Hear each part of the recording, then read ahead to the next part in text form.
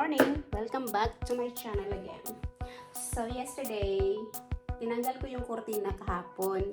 Sabi ko sa inyo, tinanggal ko kahapon yung kurtina kasi lalabhan ko yun, and then sabi ko, saka na ako maglalagay by December pag mag-decorate kami for Christmas. Kaya lang, dumating sa asawa, sabi niya, bakit daw walang kurtina yung bintana namin?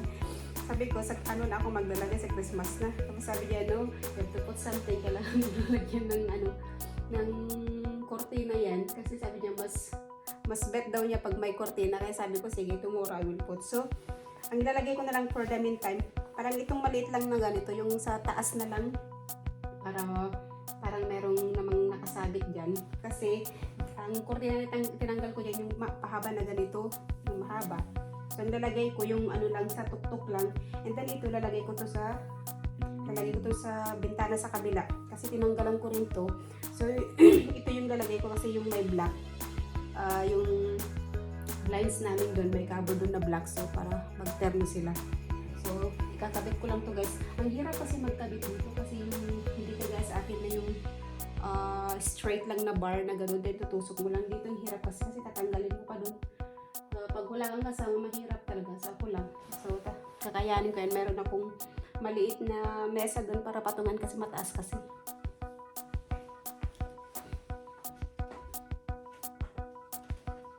And then, yung mga kamatis ko guys na dalawa, nakasabit doon sa bar sa taas. Kasi nga, pag walang tali, natutumba sila kasi sobrang taas nila.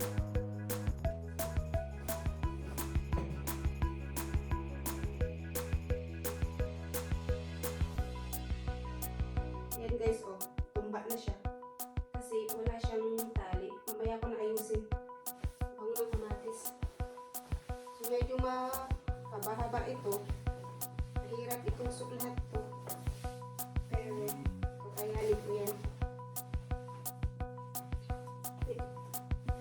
Sira na yung kamatis. Lipat ko muna dito para hindi ko masagi.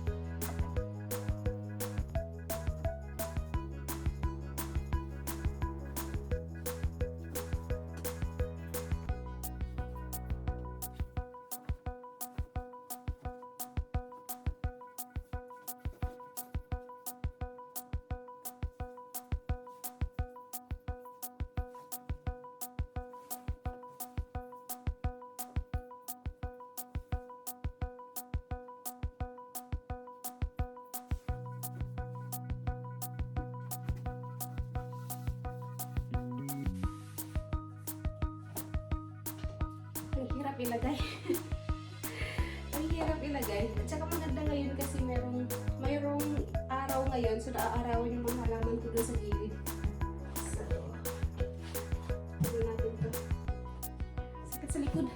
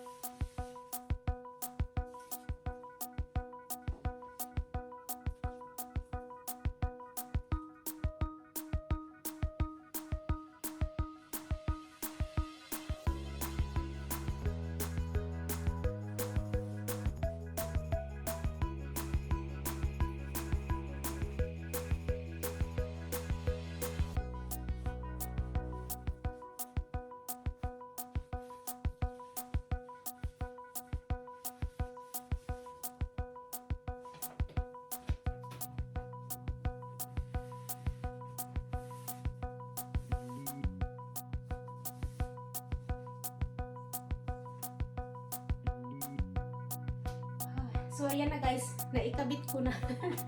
So, ewan ko kung maganda siyang tingnan. Ganyan na lang muna. At least, mayroon kaming kortina dyan. And then, isusunod ko naman dun sa kabilang bintana. Ilagay ko itong kortina na to. Sakit na likod.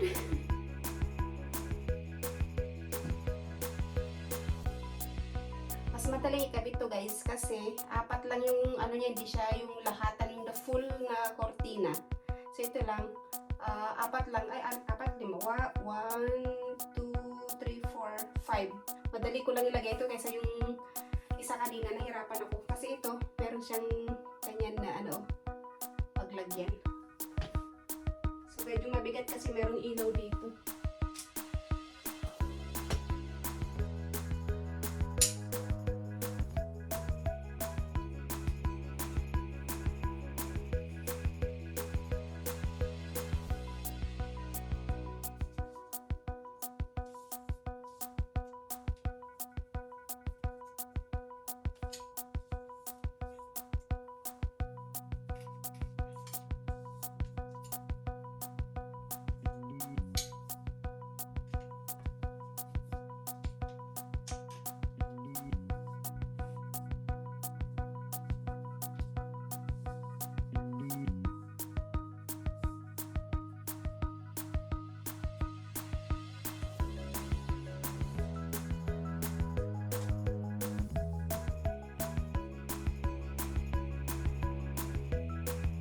Yan guys, ganun lang kadali. Ang bilis lang, di ba? So, sa kabila naman tayo.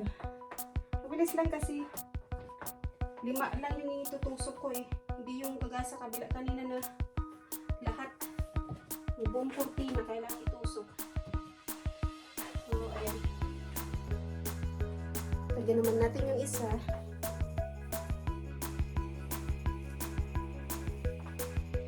Ang ganda nito kasi black yung slide na yan. Tapos may black ito kaya parang magkapara. Ano sila? Terno.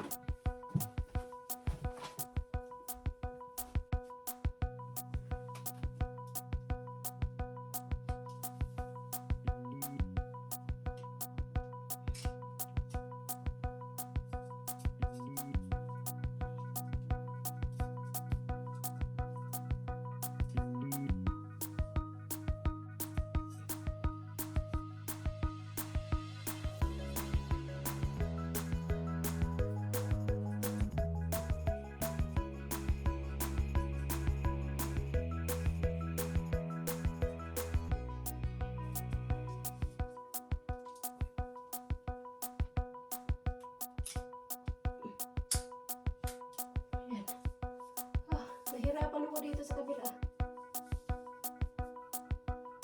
Nahirapan ako sa kabila, guys. Nahirapan ako sa kabila. Grabe. So, ay, sakit. Nahirapan ako dun, ah. So, yan, guys. Maganda to kasi may black na slide dun. Ito siya. Pakita ko sa inyo. Madilim na, diba? Ayan, yung black yung slide namin, kaya itong napila kong lagay dito. Grabe. Sakit sa likod. Nangalay ako sa kabila. Dahil gaganon ko lang siya. So, yun na guys. May kortina na. Hindi na mag-ano si Mister. May sabi nga, maglagay ka ng kortina. Kasi ayaw ng walang kortina daw. Sabi ko, okay. Hindi maglagay. Madali lang. So, yan na guys. Tapos na. Siguro itataas ko konti yung ilaw na gano'n. Hihilayin ko siya kasi sobrang mababa. Kasi minsan pag nandyan ako, minsan nagbubunot ako ng kilay dyan malapit sa bintana. Tug ako dyan. Oh. So itataas ko siguro yan. Sige nga guys, ang ginawa ko, tinaas ko konti yung ilaw namin. Ayan, pinataasan ko siya kasi sobrang baba hanggang dito. So pinataasan ko siya. Ito yung ilaw, ang cute, diba? Ayan, gusto kasi parang may pa-flower. Ayan, oh. Ganda dyan sa loob, may pa-flower. And then, ayan ang ginawa ko. So, tinaas ko siya kasi sobrang baba kasi nauuntog ako. And then, nilagyan ko konti ng kunwaring design ganyan. Tinalian ko siya kasi sobrang baba kasi doon sa heater na ano ba, hanggang doon pa talaga sa pinakaibaba. Kaya yan, inanon ko siya. Nilagyan ko din ng design na ganyan. At least, okay man siya tingnan. Ayan, oh. Gusto ko talaga yan kasi yung, dahil dun sa cover na yun, yung black slide na yun. And then, matching with the black and white na cortina. Ayan. Sa gabi yan, guys. Pag binubuksan ko yung ilaw, ang ganda-ganda pag nandito ka. Kasi lagi akong nakaano dyan sa may bintana na yun. Pinaka-favorite ko na spot talaga dito yan. Yung bintana to. So, tingnan nyo naman yung pinaka-mahiwag akong salamin. Alam nyo to guys, kahit lumang-luma na to, tingnan nyo naman kahit kaluma ko. Kahit lumang-luma na to, hindi ko talaga ipagpapalit tong mirror na yan kasi napaka-laking sa akin, yung parang maraming memorable na to yung salaming na to Ayan, memorable talaga sa akin to, kaya hindi ko to pinagpapalit kahit sabi nila kahit pangit yan. Itong na to, hindi ko to pinagpapalit kasi ang ganda talaga nitong salamin na to. Kahit nagagandahan talaga ako, kahit sabi niyo pangit lang, mura lang yung bili ko yan, pero may good memory sa akin to guys sa pag-abroad ko. Kaya hindi ko pinagpapalit. So, yan guys. Thanks for watching again. Yun lang ginawa ko today kasi hindi nagustuhan ni asawa yung ginawa ko na tinanggal ko yung mga kortina tapos wala akong pinalit kasi ayaw na nang walang kortina sa sa bahay kasi nga daw siya, naboboringan daw siya. And then dun din sa kabila, pakita ko sa inyo. Eto, nahanap ko to sa gilid. Ito guys, may ilaw din yan, may bumbilya dun sa pinaka, alam nyo yung round na yun, merong bumbilya dun na nakapatong. So pag binuksan mo yan ng gabi, ang ganda-ganda, pero hindi pa namin yan bubuksan kasi sabi ni husband, pang Christmas daw. Sabi ko, pang Christmas ang ganda-ganda, parang regular na pang display lang. So dyan ko lang siya muna inilagay para at least merong display dyan. So that's it guys, thanks for watching, see you in my next vlog, bye.